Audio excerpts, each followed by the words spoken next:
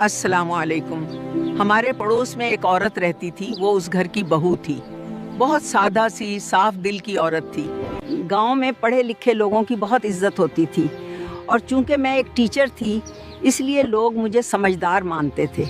किसी को मशवरा चाहिए होता, बाजार जाना होता, शादी या ईद की शॉपिंग करनी होती तो अक्सर लोग मेरे पास ही आते, कहते आप हमारे साथ चलें।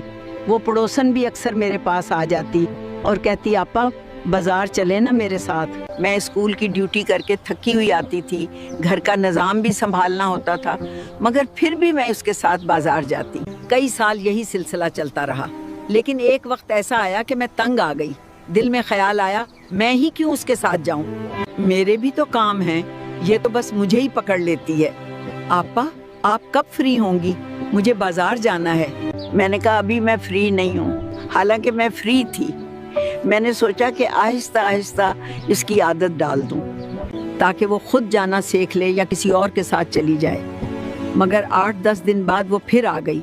फिर भी मैंने टाल दिया। वो हर बार यही कहती कोई बात नहीं, मैं इंतजार कर लूंगी, मुझे आपके ही साथ जाना है। सच कहूँ तो मुझे गुस्सा भी आता था। इसी दौरान एक दिन मेरी खाला आई जो बहुत नेकी की बातें किया करती थी।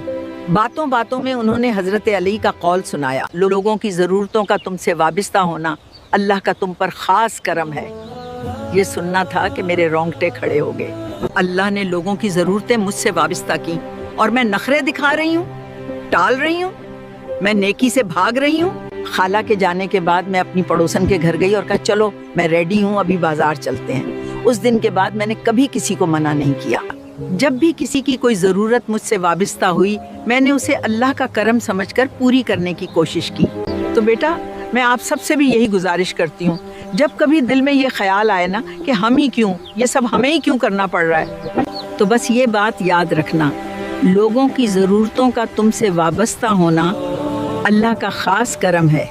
इसलिए लोगों की मदद करते रहो। अल्लाह ताला आपको हमेशा नेकी की तौफीक दे और आपकी तमाम नेकियों को कबूल फरमाए। आमीन। अल्लाह हाफ़िज़।